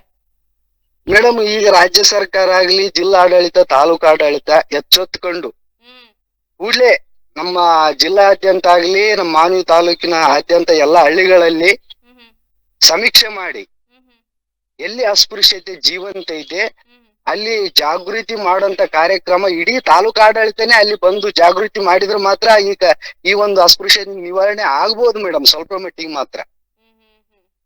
ಇಲ್ಲದ್ರ ಮೇಡಮ್ ಅದು ಯಥಾಸ್ಥಿತಿ ಹೆಂಗ್ ಮುಂದುವರಿಬೇಕು ಅದೇ ರೀತಿ ಮುಂದುವರಿತದ. ಅದೇ ಪರಿಹಾರ ಇಲ್ಲ. ಬೆಳೆಯೋರು ಇರ್ತಾರೆ, ಈ ತರ ನೋವಲ್ಲಿರೋ ನೋವಲ್ಲೇ ಇರ್ಬೇಕಾಗುತ್ತೆ. ಈ ತರ ಆದ್ರೆ ನಮ್ ಭಾರತ ಹೇಗ್ ಬೆಳೆಯುತ್ತೆ? ಯಾಗಾಗುತ್ತೆ ಮೇಡಮ್? ಮನುಷ್ಯ ಸಮಾಜದಲ್ಲಿ ಮನುಷ್ಯ ಪ್ರೀತಿಸಂತ ಸಮಾಜದಲ್ಲಿ ಮನುಷ್ಯ ಮುಟ್ಟದೇ ಇರತಕ್ಕಂತ ವ್ಯವಸ್ಥೆ ಇದ್ರೆ ನಾವು ಸಮಾಜ ಉದ್ಧಾರ ಆಗದೆ ಹೆಂಗ, ದೇಶವೇ ಉದ್ಧಾರ ಆಗತ್ತೆ. ಖಂಡಿತವಾಗ್ಲೂ ಇದ್ರ ಬಗ್ಗೆ ನಮ್ಮ ಸರ್ಕಾರ ಆದಷ್ಟು ಬೇಗ ಎಚ್ಚೆತ್ಕೊಂಡ್ರೆ ಒಳ್ಳೇದು ಅಂತ ಅನ್ಸುತ್ತೆ. ಧನ್ಯವಾದಗಳು ಇಷ್ಟೊತ್ತು ಈಡೆನ್ಸ್ ನ್ಯೂಸ್ ಮಾತನಾಡಿದಕ್ಕೆ ಸರ್. Thank you madam. ಏನು ಅವರ ಒಂದು ಮಾತಿನಲ್ಲಿ ಎಷ್ಟು ದುಃಖ ಇತ್ತು ಅಂತ ಹೇಳಿದ್ರೆ, ನಮ್ನ ಮುಟ್ಟಿಸ್ಕೊಳ್ತಾ ಇಲ್ಲ ಅಂತ ಒಂದು ಬೇಜಾರಲ್ಲಿ ಹೇಳ್ತಾ ಇದ್ದಾರೆ. ಅಲ್ಲ, ಇನ್ನೂ ಕೂಡ ಈ ಆಚರಣೆ ಇದೆಯಾ ಅಂತ ನನಗೆ ಶಾಕ್ ಆಗ್ತಾ ಇದೆ. ಯಾಕಂತ ಹೇಳಿದ್ರೆ ನಾವು ಯಾವ ಕಾಲದಲ್ಲಿ ಇದ್ದೀವಿ? ನಮ್ಮ ಭಾರತ ಈಗ ಡೆವಲಪ್ಡ್ ಕಂಟ್ರಿ ಯಾವಾಗ ಆಗುತ್ತೆ? ಇನ್ನೂ ಕೂಡ ಒಂದು ಡೆವಲಪಿಂಗ್ ಕಂಟ್ರಿ ಅಂತ ನಾವು ಹೆಸರನ್ನ ತಗೊಳ್ತಾ ಇದ್ದೀವಿ ಅಂತ ಹೇಳಿದ್ರೆ ಇದೇ ಕಾರಣಕ್ಕೆ ಸರ್ಕಾರದವರು ಕಂಡು ಕೂಡ ಕಾಣದಂತೆ ಇದ್ದಾರೆ.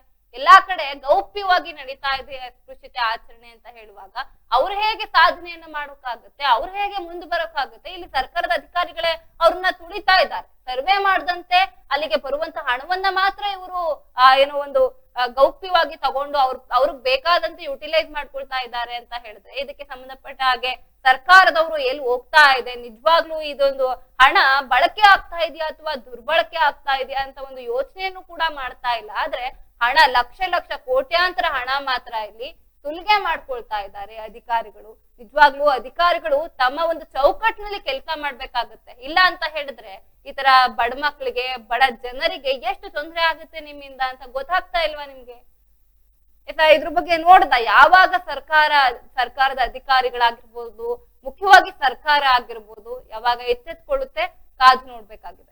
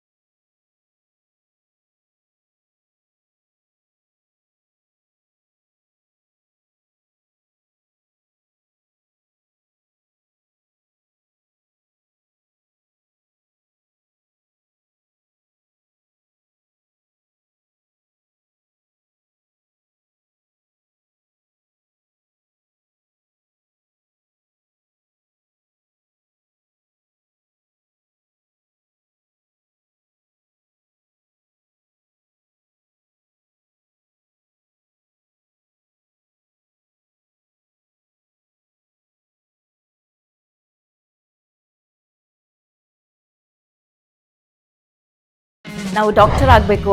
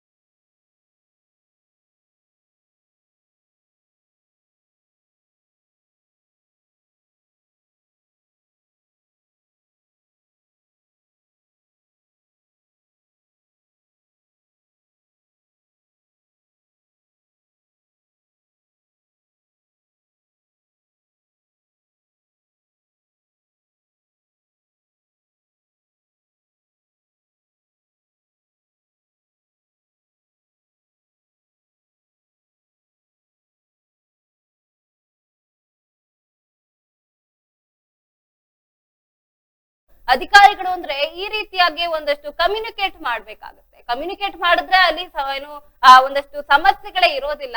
ಏನು ಫೋನ್ ಎತ್ತಿ ಏನ್ ಆಗ್ತಾ ಇದೆ ಅಥವಾ ಈ ರೀತಿಯಾಗಿ ನಾವು ಕೆಲಸ ಮಾಡ್ಬೇಕಾ ಮಾಡ್ಬಾರ್ದಾ, ನಾವು ಮಾಡ್ತಾ ಇರೋದು ತಪ್ಪಾ ಸರಿನಾ ಅಂತ ಹೇಳಿ ಅವ್ರಿಗೆ ಬುದ್ಧಿ ಇರಲ್ವಾ, ಅವ್ರು ಯೋಚನೆ ಮಾಡ್ಬೇಕಲ್ವಾ. ಆದ್ರೆ ಇವರ ಇಷ್ಟ ಬಂದ ಹಾಗೆ ಅವರ ಕೆಲಸವನ್ನ ಮಾಡ್ತಾ ಇದ್ದಾರೆ ಅಂತ ಹೇಳಿದ್ರೆ ನಿಜವಾಗ್ಲೂ ಅಲ್ಲಿ ಆ ಸಮಸ್ಯೆಗಳು ಉದ್ಭವ ಆಗೇ ಆಗುತ್ತೆ.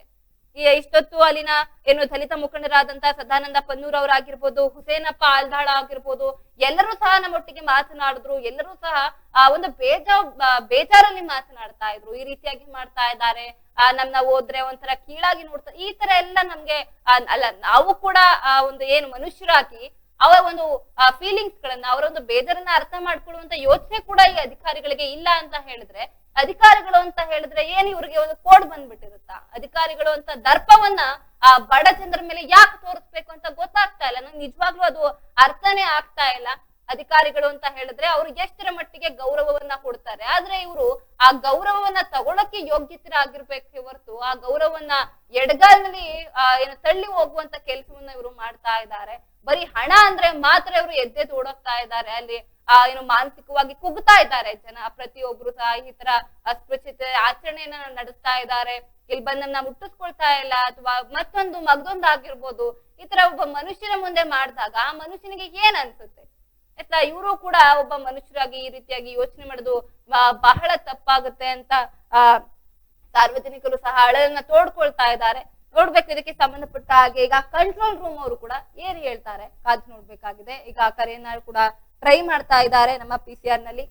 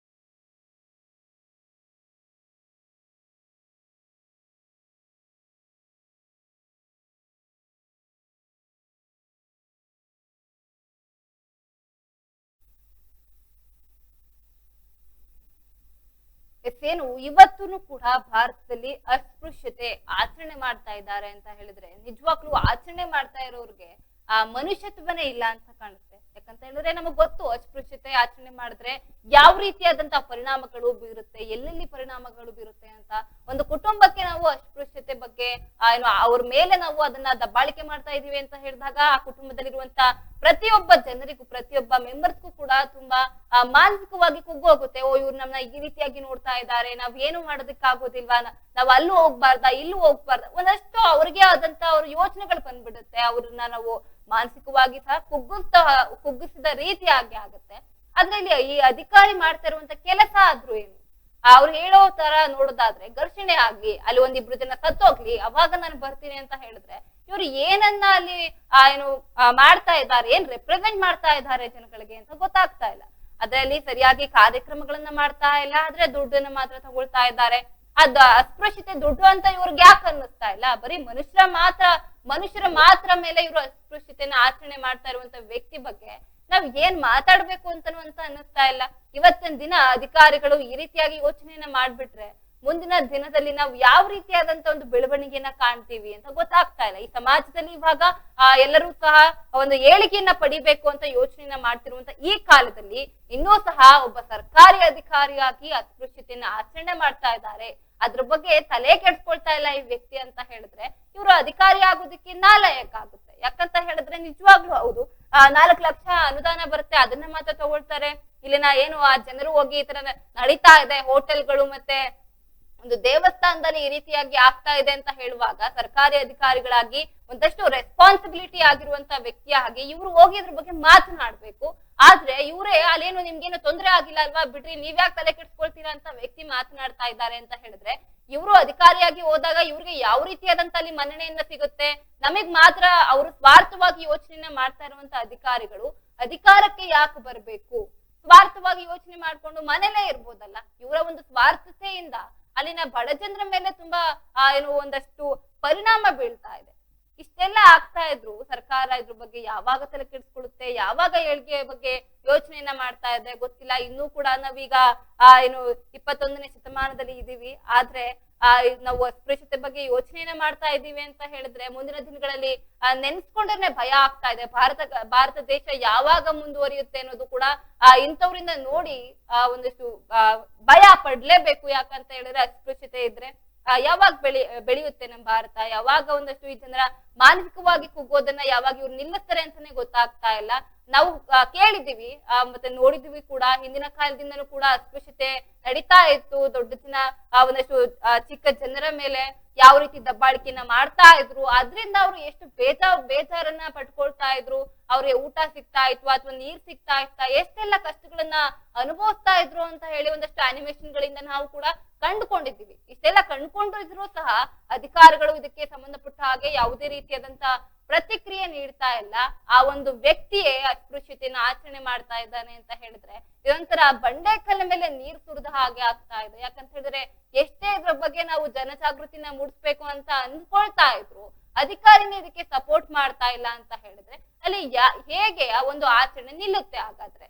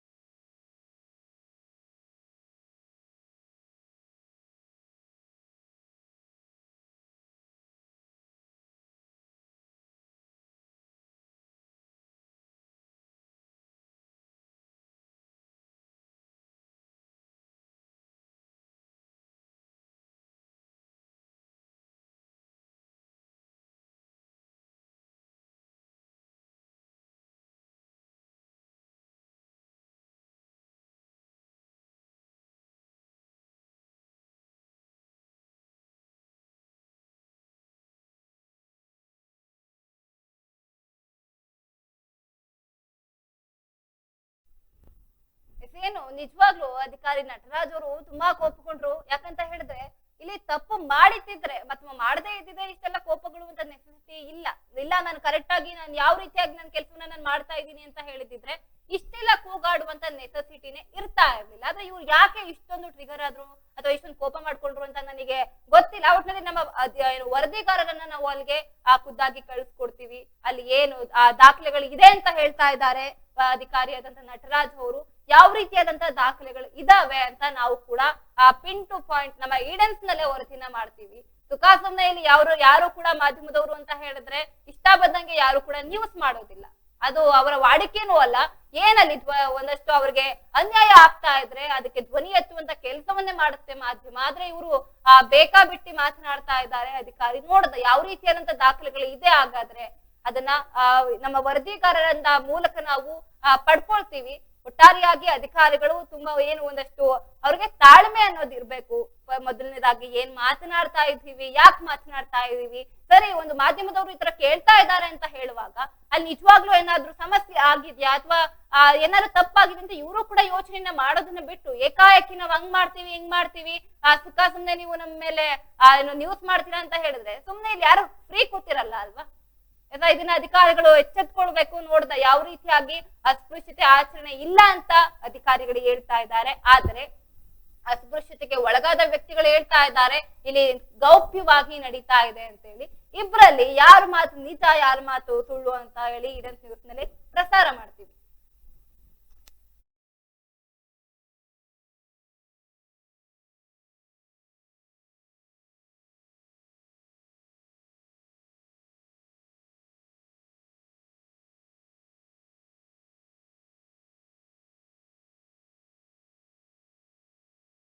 ಅದಕ್ಕೆ ಲಕ್ಷಾಂತರ ರೂಪಾಯಿ ಸುರಿತಾ ಇದ್ದಾರೆ. ಆದ್ರೆ ನಾವು ಕೊಟ್ಟಂತ ಲೆಟರ್ಗೆ ಯಾವುದೇ ರೀತಿಯ ಬೆಲೆ ಇಲ್ದಂಗಾಗಿದೆ. ಈ ಸರ್ಕಾರದ ಅನುದಾನ ಎದಕ್ಕಾಗಿ ಬಳಸ್ತಾರೆ? ಅಸ್ಪೃಶ್ಯತಾ ನಿವಾರಣೆ ಅಂತ ಅಂದ್ಮೇಲೆ ದೌರ್ಜನ್ಯ ಆದಾಗ ಮಾತ್ರ ಬರ್ತು ಅಂತ ಹೇಳ್ತಾರೆ ಯಾರು ನಟರಾಜ್ ಅವರು. ಅಂದ್ರೆ ನಾವು ಬಡಿಸಿಕೊಂಡು ಸತ್ತ ಮೇಲೆ ಅವರು ಬಂದ ಕೇಸಿ ನೋಡುವಂತಾರೆ ಹೊರತಾಗಿ ನಮ್ಮ ಏನು ಕುಲದ ರಕ್ಷಣೆಗಾಗಿ ಇರುವಂತವ್ರು ಇವರಲ್ಲ ಅಂತ ಅನಿಸ್ತದೆ ನಮಗೆ. ಯಾಕಂದ್ರೆ ಅವರು ಹೇಳುವಂತ ಉಡಾಪಿ ಮಾತುಗಳು ಏನೋ ಗಲಾಟೆ ಆಗಿದೇನ್ರಿ ನಿಮ್ಗೆ ಊರಲ್ಲಿ ಏನೋ ಗಲಾಟೆ ಅದ್ರ ನಿಮ್ಗೆ ಯಾರು ಬಡ್ದಿದಾರ? ಹಾಗಾದ್ರೆ ಬಂದು ಕೊಡ್ರಿ, ಅವಾಗ ನಾವು ಇದು FIR ಮಾಡ್ತೀವಿ, ನಿಮ್ಗೇನೋ ಪರಿಹಾರ ಕೊಡ್ತೀವಿ ಅನ್ನೋಂತ ಉಡಾಪಿ ಉತ್ತರಗಳನ್ನು ಕೊಡ್ತಾ ಇದಾರೆ ಹೊರತಾಗಿ ಯಾವುದೇ ರೀತಿಯ ಒಂದು ಸ್ಪಂದನೆ ಮಾಡ್ತಿಲ್ಲ. ಒಂದ್ಸಲ ಊರಿಗೆ ಬರ್ಬೇಕಲ್ಲ. ಅಷ್ಟೆಲ್ಲ ಗಲಾಟೆಯಾಗಿ 6 ದಿನ ನಮ್ಮ ಊರಲ್ಲಿ ಜಾಗಿಪುರ ಗ್ರಾಮದಲ್ಲಿ ಚರ್ಚಿನಲ್ಲಿ ಗಲಾಟೆ ಆದ ಸಂಬಂಧ 2029ನೇ ತಾರೀಕು ಡಿಸೆಂಬರ್ ಅಲ್ಲಿ ಆ ಟೈಮಲ್ಲಿ ಗಲಾಟೆ ಆದ ಸಮಯದಾಗ 1 ವಾರದವರೆಗೆ ಒಂದು ರಿಸರ್ವ್ ವ್ಯಾನ್ ನಮ್ಮ ಊರಲ್ಲಿತ್ತು. ಆದ್ರೂ ಇವರು ಈ ಅಧಿಕಾರಿ ಆಗಿರ್ತಕ್ಕಂಥ ಯಾರಿಗಾದ್ರೂ ಏನಾಗಿದೆ ಅಂತ ಹೇಳಿ ಒಬ್ಬರು ಬಂದಿಲ್ಲ. ತಾಲೂಕಾ ಅಧಿಕಾರಿಗಳಿರ್ಬೋದು, ಉಪನಿರ್ದೇಶಕರಾಗಿದ್ದ ಸಿದ್ದಾನಂದಪುರ ಆಗಿರೋ ಅವರಿಗೆ ಫೋನ್ ಮಾಡಿ ಹೇಳಿದ್ವಿ ನಾವು. ಅವ್ರನ್ನ ಇಲ್ಲ ಹೇಳ್ತೀನಿ ಅಂತ ಹೇಳ್ತಾರೆ. ಒಟ್ಟು ಯಾವುದೇ ರೀತಿಯ ಕ್ರಮ ಇಲ್ಲ. ಯಾಕಂದ್ರೆ ಇಡೀ ತಾಲೂಕಿನಾದ್ಯಂತ ಎಲ್ಲೋ ಎಷ್ಟೆಷ್ಟೋ ಗ್ರಾಮಗಳಲ್ಲಿ ಇದನ್ನ ಅಸ್ಪೃಶ್ಯತೆ ಎಂಬುದು ಜೀವಂತವಾಗಿದೆ. ಹಾಗಾಗಿ ನಾವ್ ಏನಂತ ಈ ಮೂಲಕ ಕೇಳ್ಕೊಳ್ತೇವೆ ಅಂದ್ರೆ ಇಲ್ಲಿ ಇರ್ತಕ್ಕಂಥ ಅಸ್ಪೃಶ್ಯತೆ ನಿವಾರಣೆ ಮಾಡೋರು ನೀವು ಅಥವಾ ನಿಮ್ ಕೈಲಿ ಆಗೋದಿಲ್ವೋ? ನೀವ್ ಯಾಕೆ ಸಂಬಳ ತಿನ್ನಕಚ್ಚಿರಿ? ನಮ್ಮ ಹೆಸರು ಹೇಳಿ, ನಿಮ್ಗೇನ್ ಅಧಿಕಾರ ಅದ? ನಾವು ಕೇಳ್ತಾ ಇದೀವಿ. ಯಾಕಂದ್ರೆ ನಮ್ಮ ತೆರಿಗೆಯಿಂದ ನೀವು ತಗೊಳ್ತಾ ಅಂತ ನಿಮ್ಗೆ ಸಂಬಳ ಅದು. ಅದ್ರ ಮೇಲೆ ನೀವು ಕೆಲಸ ಮಾಡ್ಲೇಬೇಕು. ಯಾಕಂದ್ರೆ ನೀವು ಉಡಪೆ ಉತ್ತರ ಕೊಟ್ಟು ಎಲ್ಲಿವರಿಗೆ ಅಲ್ಲಿ ಅತ್ಯಾಚಾರ ಆಯ್ತು ಸುಮ್ಮನೆ FIR ಮಾಡಿದ್ದೆ, ಅಲ್ಲಿ ಮಾಡಿದ್ ಇದು ಮಾಡಿದೆ ಅಂತೇಳಿ ಮಾಡಿದ್ರೆ ನಡೆಯಂಗಿಲ್ಲ ಇದು. ಯಾಕಂದ್ರೆ ನಿಮ್ಮ ಕೆಲಸ ಏನಿದೆ, ನಿಮ್ಮ ಜವಾಬ್ದಾರಿ ಏನಿದೆ, ನಿಜವಾಗ್ಲೂ ನೀವು ಸರ್ಕಾರಿ ನೌಕರರಾಗಿದ್ರೆ ಏನು ನಿಮ್ಮದು ಡ್ಯೂಟಿ ಇದೆ, ಜಾಬ್ ಚಟ್ ಏನಿದೆ, ಅದರ ಪ್ರಕಾರವಾಗಿ ಎಲ್ಲಿ ನಿಮ್ಮದು ಇರಬೇಕು ಸ್ಥಳ ಮಾನವಿಯಲ್ಲಿ ಇರಬೇಕು. ನೀವೇನು ಅಲ್ಲಿ ದೇವದುರ್ಗದಿಂದ, ರಾಯಚೂರಿಂದ, ಸಿಂಧನೂರಿಂದ, ಲಿಂಗಸೂರಿಂದ ಅಪಾಯಿಂಟ್ ಮಾಡ್ಕೊಂಡ್ ಎಲ್ಲ ಸರ್ಕಾರದ ಅನುದಾನಗಳನ್ನ ದುರ್ಬಳಕೆ ಮಾಡ್ಕೊಂತ, ಕಾರ್ಗಳನ್ನ ದುರ್ಬಳಕೆ ಮಾಡ್ಕೊಂತ, ಕಾರ್ಗಳಿಗೆ ಬರ್ತಕ್ಕಂಥ ಅನುದಾನ ದುರ್ಬಳಕೆ ಮಾಡ್ಕೊಂತ ಈ ರೀತಿಯ ಮತ್ತು ಸಂಬಂಧಪಟ್ಟ ಅಧಿಕಾರಿಗಳಿಗೆ ಈ ಅಸ್ಪೃಶ್ಯತೆ ಬಗ್ಗೆ ಮಾಹಿತಿ ಕೊಟ್ಟಿದ್ದೀವಿ. ಆದ್ರೆ ಮಾನ್ವಿ ತಾಲೂಕಿನಲ್ಲಿ ಇರತಕ್ಕಂತ ಸಮಾಜ ಕಲ್ಯಾಣ ಅಧಿಕಾರಿ ಆಗಿರ್ತಕ್ಕಂಥ ನಟರಾಜ್ ಅವರು ಸುಮಾರು 4 ಲಕ್ಷ ರೂಪಾಯಿ ಅಸ್ಪೃಶ್ಯತೆ ನಿರ್ವಹಣೆ ಸಲುವಾಗಿ ಬಿಡುಗಡೆ ಆಗಿರುತ್ತದೆ ಮಾನ್ವಿ ಮತ್ತು ಸಿರವಾರ ತಾಲೂಕಿಗೆ. ಆದ್ರೆ ಈ ಒಬ್ಬ ಅಧಿಕಾರಿ ಈ ಅಸ್ಪೃಶ್ಯತೆ ಬೀದಿ ನಾಟಕಕ್ಕೆ ಸಂಬಂಧಪಟ್ಟಂತೆ ಪೂರ್ವದಲ್ಲಿ ಯಾವುದೇ ಹಳ್ಳಿಗಳಲ್ಲಿ ಅಸ್ಪೃಶ್ಯತೆ ಜೀವಂತ ಇರೋದ್ರ ಬಗ್ಗೆ ಯಾವುದೇ ವರದಿಯನ್ನ ಪಡೆಯದೆ ಏಕಾಏಕಿಯಾಗಿ ಬೀದಿ ನಾಟಕಗಳನ್ನು ಮಾಡೋ ನಿಟ್ಟಿನಲ್ಲಿ ಸರ್ಕಾರದ ಹಣವನ್ನ ದುರ್ಬಳಕೆ ಮಾಡಿಕೊಳ್ಳೋದ್ರ ಜೊತೆಗೇನೆ ಈಗಾಗಲೇ ಅಸ್ಪೃಶ್ಯತೆ ಆಚರಣೆ ಇರ್ತಕ್ಕಂತ ಜಾಗೀರ್ಪುರ್ನ ಗ್ರಾಮದಲ್ಲಿ ಅಲ್ಲಿರ್ತಕ್ಕಂಥ ದಲಿತ ಮುಖಂಡರು ಸಂಬಂಧಪಟ್ಟ ಅಧಿಕಾರಿಗಳಿಗೆ ಮತ್ತು ಸಮಾಜ ಕಲ್ಯಾಣ ಅಧಿಕಾರಿಗೆ ಮಾಹಿತಿ ಕೊಟ್ಟು ಆಮೇಲೆ ದೂರನ್ನ ಸಲ್ಲಿಸಿದ್ರು ಕೂಡ ಯಾವುದೇ ಕ್ರಮಕ್ಕೆ ಉತ್ತರ ಕೊಡೋದ್ರ ಜೊತೆಗೆ ಬೇಜವಾಬ್ದಾರಿತನ ಪ್ರದರ್ಶನ ಮಾಡುತ್ತಿದ್ದಾರೆ. ಹಾಗಾಗಿ ಜಿಲ್ಲಾ ಸಮಾಜ ಕಲ್ಯಾಣ ಅಧಿಕಾರಿಗಳಾಗಿರ್ತಕ್ಕಂಥ ಚಿದಾನಂದ ಕೋರಿಯವರು ಕೂಡಲೇ ತಾಲೂಕು ಸಮಾಜ ಕಲ್ಯಾಣ ಆಗಿರ್ತಕ್ಕಂಥ ನಟರಾಜ್ ಅವರ ಮೇಲೆ ಸೂಕ್ತ ಕ್ರಮ ಕೈಗೊಂಡು ನಿರ್ದೇಶನ ಕೊಟ್ಟು ಈಗ ಈಗಲಿಂದನೇ ಪ್ರತಿ ಹಳ್ಳಿಗಳಲ್ಲಿ ಸರ್ವೆ ಮಾಡಿ ಎಲ್ಲೆಲ್ಲಿ ಅಸ್ಪೃಶ್ಯತೆ ಜೀವಂತ ಐತೆ ಎಂಬುದರ ಬಗ್ಗೆ ವರದಿಯನ್ನ ಪಡೆದು ಅಸ್ಪೃಶ್ಯತೆ ಕಂಡು ಬಂದಲ್ಲಿ ಕೂಡಲೇ ಅಲ್ಲಿ ಏನು ಮುಂಜಾಗ್ರತೆ ಕ್ರಮಗಳನ್ನು ಕೈಗೊಳ್ಳಬೇಕು, ಆ ಮುಂಜಾಗ್ರತೆ ಕ್ರಮಗಳನ್ನು ಇನ್ನುಳಿದ ಅಧಿಕಾರಿಗಳ ಇಲಾಖೆಗಳ ಜೊತೆಗೂಡಿ ಕೂಡಲೇ ಕೈಗೊಳ್ಳಬೇಕು. ಮುಂದೆ ಏನಾದರೂ ಈಗಾಗಲೇ ಜಾಗೀರ್ಪನ್ನೂರು ಗ್ರಾಮದಲ್ಲಿ ಅಸ್ಪೃಶ್ಯತೆ ಜೀವ ಐತೆ ಅಂತ ಅಧಿಕಾರಿಗಳ ಗಮನಕ್ಕೆ ಕೂಡ ಐತೆ. ಅಲ್ಲಿ ಅಕಸ್ಮಾತ್ ಸರ್ವಣೀಯರು ದಲಿತರ ಮೇಲೆ ಏನಾದರೂ ದೌರ್ಜನ್ಯ ಮಾಡೋದಾಗ್ಲಿ, ಏನೇ ಒಂದು ಅನಾಹುತಗಳು ಸಂಭವಿಸಿದ್ರೆ ಅದಕ್ಕೆ ನೇರವಾಗಿ